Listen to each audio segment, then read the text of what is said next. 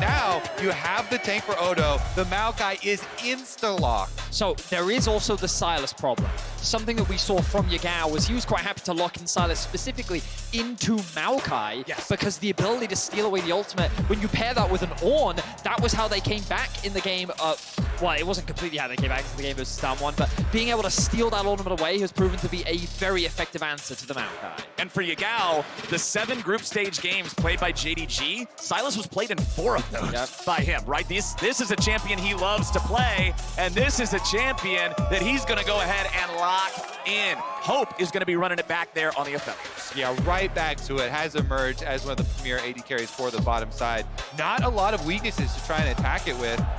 There have been some rumors about the Kog'Maw Lulu showing back up again. Hasn't quite believe it when made I it all see the way. it, Yeah, yeah. exactly. Hasn't made it all the way to the stage, so we'll hold off on that one as it's a run back for the bottom lane. So they're keeping with the Lucian Nami. I'm a little bit surprised, honestly, but it's something that Rogue bot lane saying we're comfortable with it. We know we have agency on it, and in the laning phase, it looked like they were definitely struggling, but perhaps now, if Malrang chooses to play the Maokai instead of it going top lane, there will be more gank setup on the bot side of the map. And talking about that setup, I mean, one of our big subjects of conversation in the first game was how the movements of Kanavi and the way that he was forcing Rogue to play around him and his pathing made it so a lot of help wasn't coming down there for Comp and Trymbi early. So I am excited to see how things differ or maybe even stay the same here in the second time. But there's the Lulu, exact same bottom lanes being run back this time around as Victor gets banned away by JDG. Now being removed on the side of Rogue. They're actually choosing to limit the jungle pool here. It's quite an interesting direction. I almost expected them to ban something away like the Ornn. Perhaps they're fine giving that over to JDG, but again, I'd be really concerned with the amount of engage that JDG would then have on their side. From JDG's perspective, wouldn't be surprised to see the Azir banned away here. They may even consider banning away the Akali. Larssen didn't play it a lot, but he does have some experience on the champion. I don't think they're too afraid of the LeBlanc. No, they're actually going to choose to remove Malrang's job and remove his initiation tool. If they keep going with jungle, you would think something like the Viego has been so popular for a lot of the LPL junglers, for Kanavi himself as well. Long history on it. But he has also played a lot of other things, you know, one-offs. He has very deep champion pool, even the Pantheon jungle, the Bel'Veth jungle. So if you continue to target jungle here, Kanavi will definitely be able to dig a little deeper and have something left. Kanavi's jungle pool in Worlds so far before today was Viego, Graves, Nidalee, Lee Sin, Vi. He's not playing meatballs, he's playing these playmakers, he's playing these carries. The Gragas is banned away, and sure enough, the Ruined King is hovered. I would not at all be surprised to see it locked in. It's next to the Graves as one of the only champions he played more than one game of during groups, and it's Kanavi Viego. These JDD drafts have been incredibly consistent. They really stayed true to themselves, staying to their own style here, and continuing with what they've had success on, both in LPL and even here at Worlds. So now Rogue, how are they going to mix it up here into the Sylas? We've had a couple of LeBlanc attempts, but they haven't been that successful. Okay, so they're committing to putting the Maokai top lane, and they will be giving Malrang a little bit more agency. The Lee Sin to Viego matchup, definitely not the worst for Lee Sin. It's not going to be as painful as it was in game 1, that's for sure. But in terms of their setup, they're very reliant here on the Nami Maokai combo to be able to find fights later on. Yes! The shout out for Trymbi for the dashes into the Heimerdinger support. Got a lot of flag for that one. In the end, I think it's no surprise though. You need AP carry and scaling threat if you're going to have a team fight. And Rogue at the end of the day, they need to be able to team fight behind this Maokai front line, so they still lock in the Azir for Larssen, even seeing Yagao's Sylas preemptively. I was thinking that a Renekton was something we could see from JDG, but right now they're hovering the Gwen. I don't think we're actually It's a family reunion! I don't think we've actually seen the Gwen yet at Worlds. Oh, actually, you can see the pick percentage, 4%, so that's already proven me wrong. I think we have. But 369 to Gwen. Of course, Gwen has been a champion that tormented Pro League for an incredibly long time. She had some changes not too long ago, which suddenly brought her back into the meta. Then she got nerfed a little bit, and then Pro kind of pushed her out of play once more. But seeing it in the hands of 369, especially after the performance he had in Game 1, a winning topside matchup, he's looking to be a real side lane threat here in this game. And you talk about the Azir being locked in as the final pick for Rogue, needing that range, needing that magic power. Gwen doesn't mind range too much. She likes to go immune and could be a big problem for this main late game cannon that Rogue have in Larssen. And Gwen loves to be able to have, you know, a nice, smooth, early scaling lane here, you know, into the Maokai. Should be able to scale no problem into those couple of items. It's really once you hit that 2 item. We'll win on the blue side, make it an even game, and we'll see if they can make it happen. JDG and Rogue are out onto the Rift for game 2. LPL currently 8-4 all time with best of 5s versus LEC. And up 1 game in this series. And as we're getting into it, you can make sure to grab the exclusive, very NASA's, much wow, emote from Prime Gaming by connecting your League of Legends account with your Prime account, as these guys are not going to connect a whole lot of spells on each other very early here, but JDG is setting up in the Pixel Brush, and Larssen will be the one hanging out nearby, seeing them forcing their way into the jungle. Okay, the ward will be killed there. Nice. It looks like that did end up going over to missing. Everyone will... I'm gonna quickly check Yagao's XP, see if he... Yeah, so Yagao did get a little bit of XP off the back of that, which means that he should be able to get level 2 off of the very first wave. Yeah, as long as you share a ward kill with 3 or less players, then the solo laner can definitely hit level 2 off of 1 wave. If you share with 4, spread too much, but they didn't have everybody on invade, so it'll be fine. Look at this, a lot of pings coming down onto the blue buff. Gwen is trying to gain information on where Malrang started, and they're like, pinging, where is the blue? But they also have the ward on the red, which means they're like, where is Malrang starting? They don't have full information right now. Him choosing to start on the wall, similar to last game, is kind of throwing JDG off a little bit in terms of what his early game plan is. And again, I always want to point out for Malrang, he is so consistent with this. Multiple jungle champions. He always really prioritizes the early control ward, that denial of vision, so he can make those creative plays and keep his information available to the opponents to a minimum. Look at Kanavi in the mid lane once again. Larssen with the early push. Ooh, and Larssen actually skills the E at level 2. Very rare.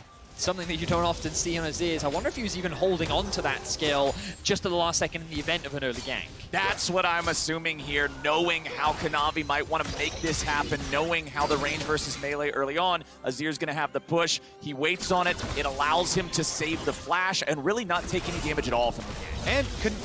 And very interesting here from Malrang as well, because he has not done either of the buffs still. He just went to Raptors and then Krugs as well, only doing the small camps, really trying to keep JDG in the darkness so he can have that surprise early play, only just now transitioning over to red after he knows that early invade ward on his red buff has expired.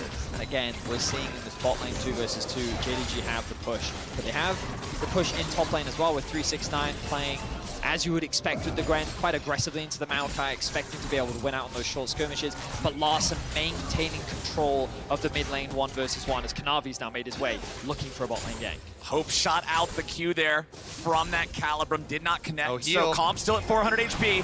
Malrang's coming down to try to stop this, but Trymbi's gonna be jumped on first. 100 HP remaining, he's killed, they're both killed. Rogue has lost 2 already, and Malrang couldn't do a thing about it. Oh, that was disgusting! JDG, such a clean tower dive double kill. Betty, that is terrible news for Rogue. I didn't even see how Comp died. After he flashed, I thought that he would be fine, but they're able to secure another kill onto him as well, losing both members. And the wave, it's so massive for JDG's bot lane 2v2. Let's have a look back and see exactly how this one played out. Yeah, look at this. Look at this tower aggro juggling here, because they wait for the wave to move in, and then they're going to have Missing pick it up first here, go aggressive with it on Comp under the tower. They get the stun. They get the ignite down as well, flashed out. Very, very clean stuff. Oh my word, and I think that was quite an early cleanse from Comp. A lot was happening on my screen, so I'd have to go back and rewatch it, but the ignite ended up coming in afterwards as well, so much damage was still being thrown down onto Comp, and they end up falling short in the dive. Yeah, I definitely would want to take another look at it too, because very rare you go for 2 kills at once, but they got them both. Gentlemen, we don't have the time to take another look because 369 just dropped, and it's Malrang getting Rogue on the board. Navi once again, though, going to move into the enemy jungle, reminiscent of what we saw in the first game. Will Malrang spot this out? You should know, though. Doesn't look like it. And now here comes Viego looking for another one. He'll walk into the smoke, fights Malrang here for the Gromp. Malrang having a smite, he can take that. Sylas is first though, on the roam. Exactly. Really good communication there from Rogue. Mid lane had gone back to base. Larssen telling him, hey, sorry, Yagao's gonna roam before me. You have to give this up. So he's going to choose to back away, go to reset. 369 did invest the Ghost in that top lane play. Perhaps this is an area of the map the Rogue can continue to attack, but the problem is this bot lane issue is only going to become a bigger and bigger issue as Hope and Missing are already so far ahead, a 20 CS lead in the isolated 2 versus 2 with a massive XP advantage. Rogue are going to have to make something dramatic happen to get this bot lane back in the game. And this is, again, they opted into this. This was the salty run back from the Rogue bottom lane here. But again, JDG with the early Aphelios Lulu pushing it in. And now Yagao coming to support Kanavi.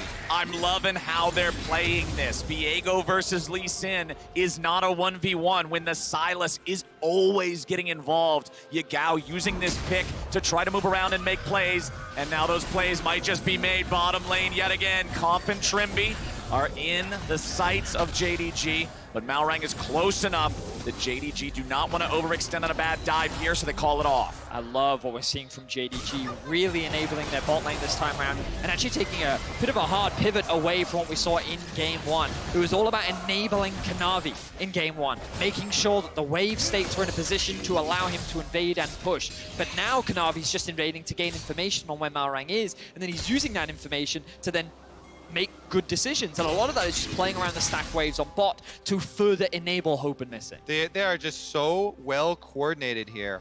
And then you can see it in the execution of the tower dive. Ward's now also set up here for bottom side dragon control, but it's a bot lane gank from Malrang. Oh, Trymbi going in for the flash bubble, but it misses, and Kanavi's ready to go clean them up. Serve up the fish sticks, boys. JDG is eating good in bottom lane. Oh, another attempt at a flash bubble, and it's just a fish flashing forward to his own death there. Hope with the sidestep. Has the heal for the speed, moves out of the way, and cuts him down. And we talked about how they feel forced to try and do something, but it was over-forced, and JDG just laugh at them as Rogue is forced to limp away. This is going to be a dragon secured for JDG as well. Kanavi getting pretty low going up against the Cloud Drake, but for the most part, he's just fine. I think you're right about the laughing. You love to see that as a jungler. Your bottom lane gets ganked while you start out dragon. So Kanavi had just pulled the dragon as the gank showed, and he's like, oh no, do you need me? And they 2v3, take care of their own business. Nah, man, we're all good here. No worries. It's a great feeling as a jungler when you can depend on your lane like that. Back up here in top side, it is still a bit of a lead for 369 in the farm, but you can see odoamne has about that many creeps to still be able to pick up. They both use their ultimates when we panned up here earlier, so neither of those cooldowns are up, but Malrang still only level 5. Now, well, not hitting level 6 just yet. Still has about half that EXP bar to go. Trymbi and Comp. Oh, the back even gets interrupted. Yeah, the double stop here as he goes aggressive. This Spell Thieves as well is going to get charged super early. Missing got early charges on the level 1 invade. He has been harassing constantly. Everything going their way here for JDG as Kanavi tries to sweep out some vision. And it's another one of those situations where domestically, Larssen, one of the biggest criticisms that was always thrown towards him was that he wouldn't roam in the same way that many other mid laners would. The humanoids, the caps of the league that would actually sack waves in order to attack side lanes. We're seeing it again from Yagao, where while Larssen is building an individual lead, he's doing what he's supposed to do on the Azir, but Yagao is more than happy to sacrifice waves in order to get advantages elsewhere. Oh, nice kick coming out from Malrang, looking for Kanavi here, but he can still get himself away. Flash and ulti had to be used to escape that one. Kanavi walking right into the control warded brush. Was not expecting Malrang to immediately be there to make the play. Larssen choosing not to commit the flash. He did have the ultimate available, but they don't find the play. Malrang once again hovering around top side. The E is used for 369. That's going to force the Ghost. Yeah, I think that lack of full commitment right there is one of the big differences, because they then see the support roam timer missing up there with the Lulu. So even with the health chunk onto the jungler, it doesn't mean anything for Rogue, because JDG can still start off that Rift Child knowing Nami, Lucian were still in the bottom lane. Missing was here on the support roam timer. And so JDG still get the objective after Rogue get a big chunk. And we're seeing some of the same issues that Rogue had during the regular season, being able to contest these neutrals within the first 8 minutes of the game. Herald, Dragons are something that they often concede in exchange for early kills. Yagao now looking for a bit of a fight here with Malrang. Malrang's just going to slide his way out of it. You can see the damage really starting to come through from Yagao. But this is only going to further make life difficult for Rogue. They don't necessarily have to invest the Herald bot. I think they could even use it top to funnel more gold into 369 with the advantages that they've already been able to build up bot. But it feels like from this point on, JDG have a firm control over the game, or only 10 minutes in. Yeah, I cannot wait for this Gwen headache to appear in the side lane, as 369 has had such a smooth early lane phase, and with the ult started out already, chunking Odo down under his own turret, it just continues. Such smooth scaling here. Highest CS on his team, has almost tied Larssen as well as he cleans up this wave, and will be able to reset no problem. All right, we do have a bit of an issue for Rogue here in the early game. They're 2,000 gold down. As you can see, 369 going for even more here at the plates. Ignores him for the turret plate there. Maokai damage is very little to worry about here for him. So shrugs it off, gets the extra money for himself before going back. 10-minute Gale Force ready to go for Hope, who did get one of those early kills down here in the bottom lane. Kanavi has showed up yet again. Blue Gun is great for shoving out these waves and getting another crash into the turret. There are only 1.5 plates remaining left on this bottom lane turret for Rogue. Comp and Trymbi continue to struggle as Yagao disengages Larssen with the stolen Lucian kick, and Hope is just so damn good! The Gale Force combined with the ultimate. Beautiful execution from Hope, finds a 2v2 kill, and JDG are dominating the bot side of the map. Oh, Vedi, this is actually just brutal to watch here. JDG are firing on all cylinders. Nobody giving an opening here to Rogue to even try and fight back. 369 on the top side, though, as I speak, he might be the opening. Remember, this is how they got their first kill in the game, and now Rogue are looking to do it again. Malrang takes the Q2 and gets the kill onto the top laner. That's where all the kills have come from, where all the money so far, and it's going into a lethality Lucian. It's a consolation prize at this point. Kanavi will smite that one away. Let's see if Rogue can get something. Oh, Another Rogue pick. will get something indeed. Kanavi drops and Larssen gets the kill. Nice catch there.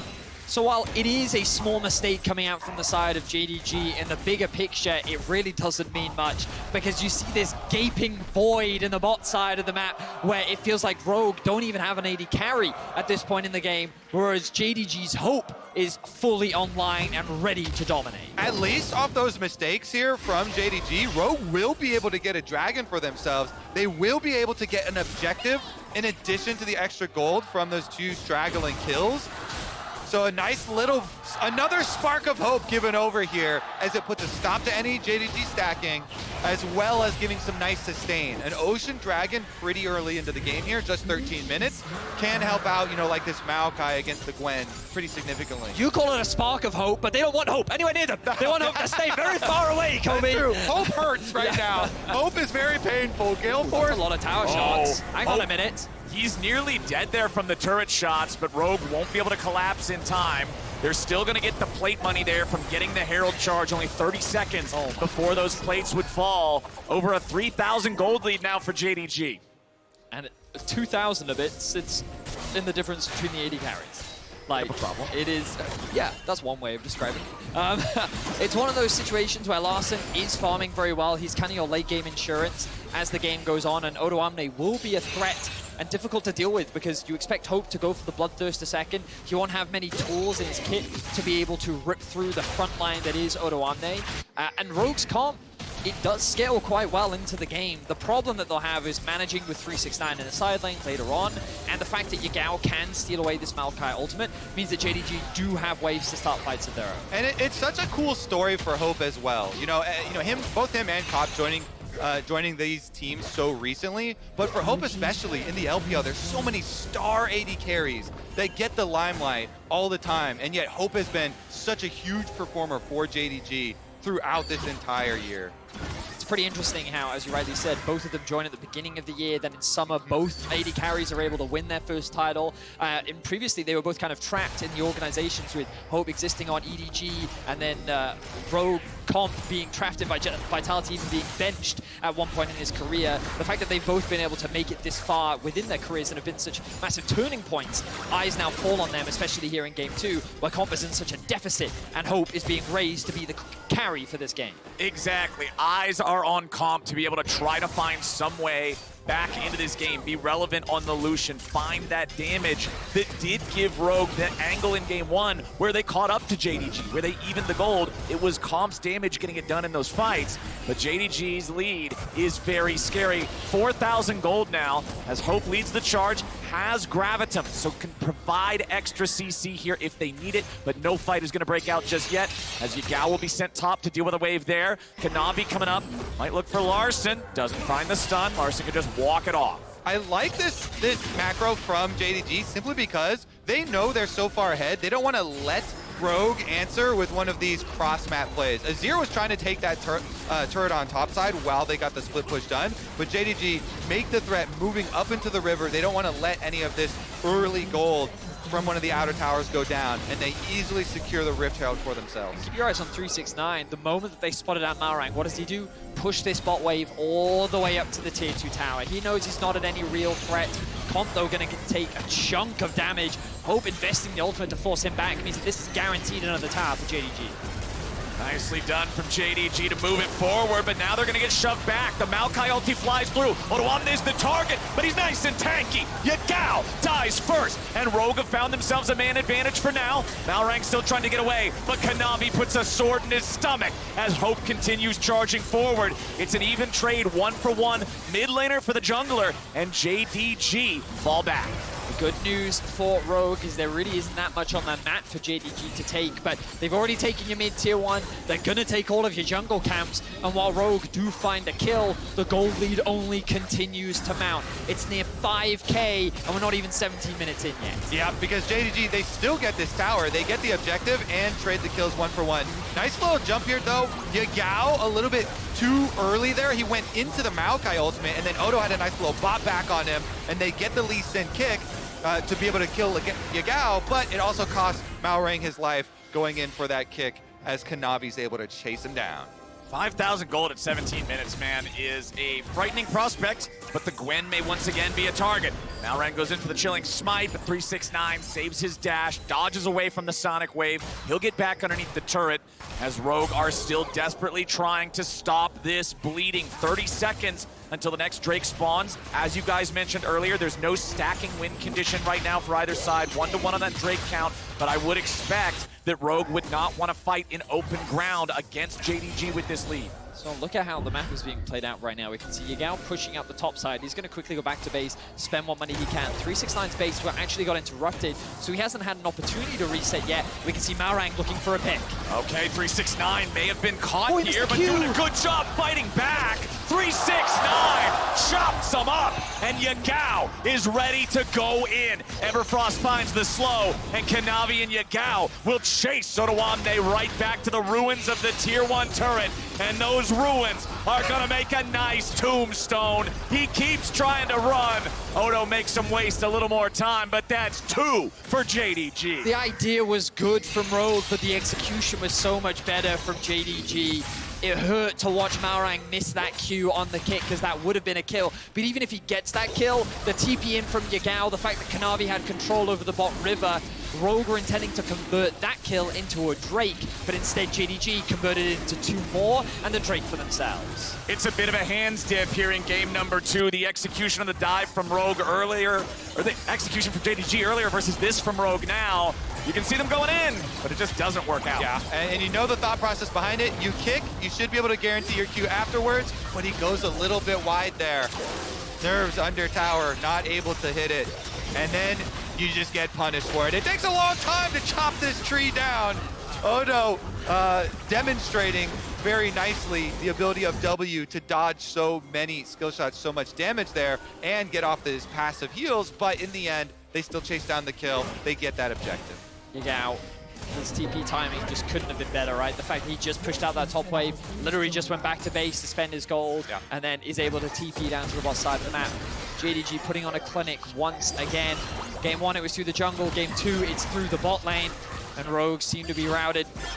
as JDG is looking to make this 2-0 in this series. The pain train of the 2-item Gwen has arrived. It's kind of early as well, ahead of schedule. Yeah. Pre-20 minutes, and already you have the Void Staff following up that Riftmaker. Those are the items built to melt tanks. 369 is built to completely demolish Odo on the side. And if you want to talk about 2-item spikes, you got Hope with the same thing here. That Bloodthirster completed next to the Gale Force makes this Fed Aphelios that much more difficult to ever zero out, to ever make a play on. Still just working with half a second item there over for comp. So that notable difference between 80 carries continues as JDG will now leave the enemy jungle. Rogue still at least have control over some part of the map for themselves. But Yagao is happy to continually go up into this top side, get these waves pushed out, continue getting that solo EXP there on the Sylas. JDG falling back again here with 369 because they know he's always the target. And a little bit of a reminder why JDG consider one of the big favorites coming into the tournament overall. The team play, the individual play, let's get another look at it here. That's Kanavi. Blast cone over, and he does run straight into Larssen. Gonna have to call for some backup there. The numbers are heading down. Look at the mini-map. Rotating all the way over here. The rest of the JDG members clearing out the vision on their way. But I don't think we're going to get a fight. I don't think there's anybody ready to quite square off just yet, at least not until more backup arrives. As you can see, Rogue giving it up. They're going to fall back here a little bit. Trymbi and Larssen making their way out as Kanavi just clears out the waves down in bottom. Hope is left alone in mid lane, just continuing to funnel farm here into the AD carry. The damage from Larssen is very real. Level 14 on the mid laner. 2 items have been completed, and he is matching Hope on CS, but I don't know if he alone is enough to be the turning point. Eyes will be on him. A lot of responsibility and pressure on his shoulders.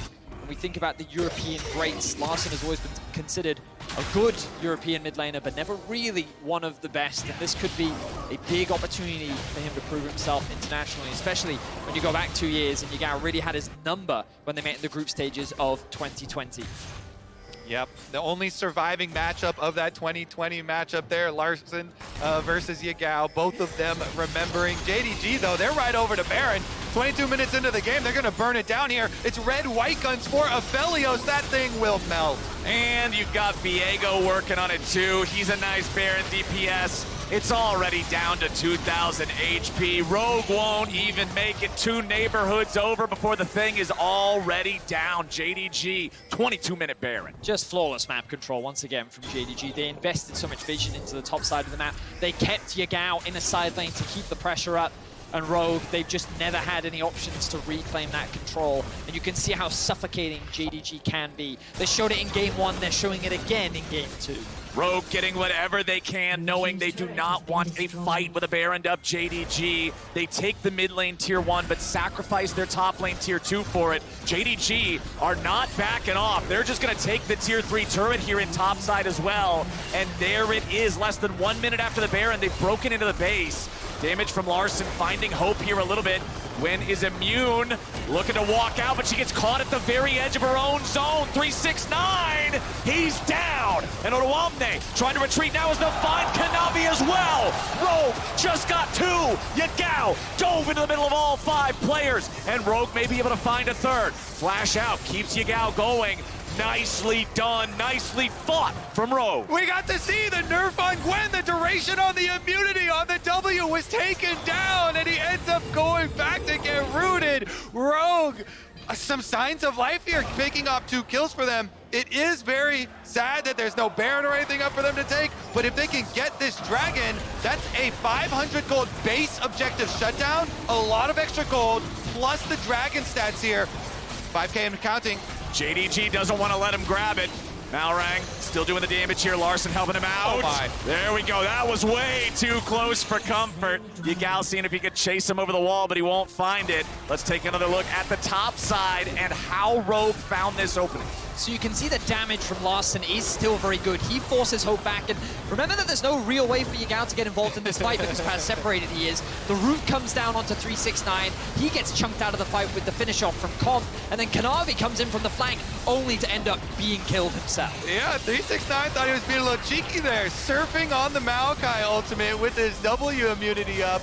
It runs out and he's still in there, so gets rooted. And Kanavi was trying to come around for the pincer movement with the exact timing, but ends up giving his kill over as well. Meanwhile, a sneak attack here from Rogue. Gets a little bit of a chunk onto 369 again.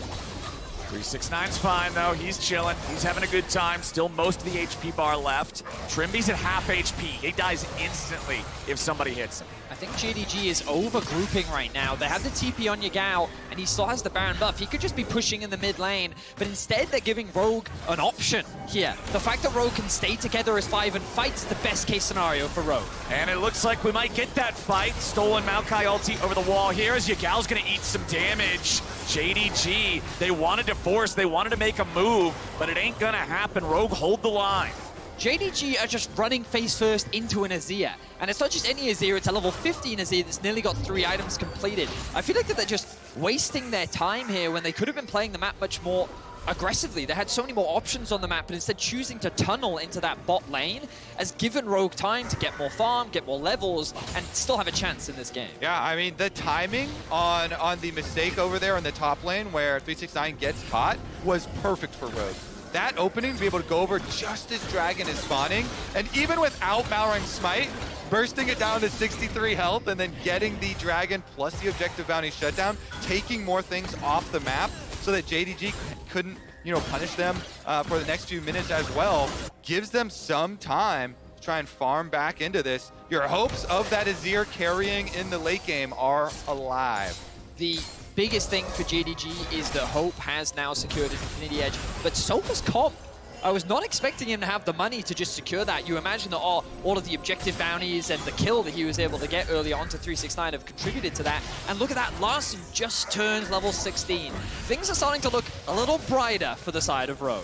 Rogue are going to need to continue this, however, continue scaling up, continue getting those big items.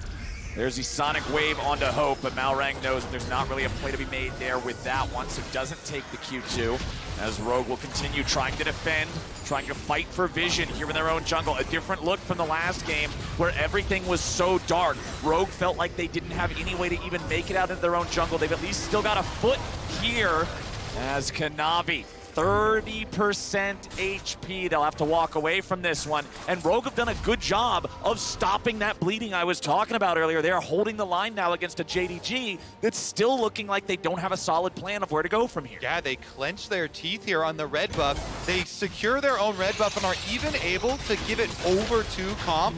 Instead of having to smite it away, they bully Kanavi off of it. The small wins here for Rogue really stacking up. JDG, though, still have supreme control of the map, and with the Baron now arriving in 40 seconds, all they have to do is push out on the bottom lane first, set up plenty of this vision through blue quadrant. Thank you, missing. Perfect timing on that one to be able to set up and see the approach from Rogue, because there is quite a nice turn here from JDG. If Yagao is able to steal away this Maokai ultimate, they'll be able to peel off of it and try to punish. Yeah, I think the most important takeaway right now is, yes, Rogue have found a brief moment of respite. They've been able to recover, secure a couple more items, secure a couple more levels, and things look favorable, but they still need to get into an area of the map that they don't control. And this is something that they have struggled with in both Game 1 and Game 2. Let's see if they can get to the stronghold of JDG.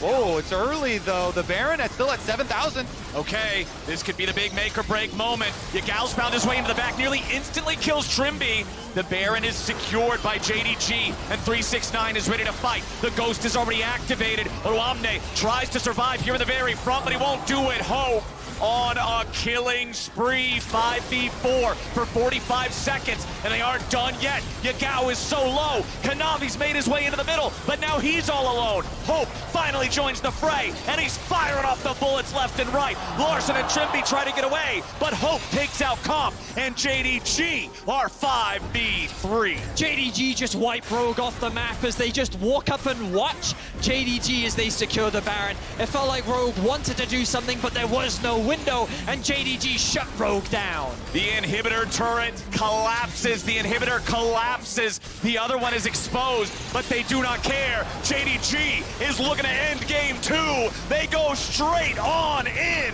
They'll They'll claim Malrang, and Larssen tries to escape underneath the turret. It won't matter. Nexus falls. JDG moved to match point.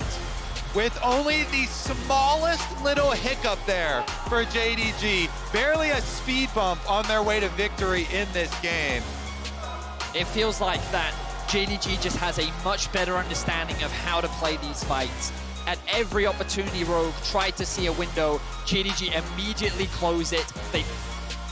They cover it with curtains. They just dim it out. There is no window for Rogue, and it immediately gets shut down. It's just it's an impressive performance overall from JDG, cementing themselves as reason as to why they're favorites to win the whole thing. Yes, like I said, this is why so many fans had so much faith, and why JDG are one of the big tournament favorites coming in, because their execution in-game has been flawless, but also they answered the draft question for blue side with flying colors. Yep. Absolutely demolished again. Just Gwen pick counter into the Maokai and made it look like business as usual. And taking the Baron at 22 minutes with that map control that you were talking about, Vedius, JDG had a plan. The plan got a little wacky after they got the Baron because, like you were talking about, they were forcing these team fights. They were trying to group up, make all these things happen. I was impressed with Rogue's ability to dig in and defend better than they did in game number one.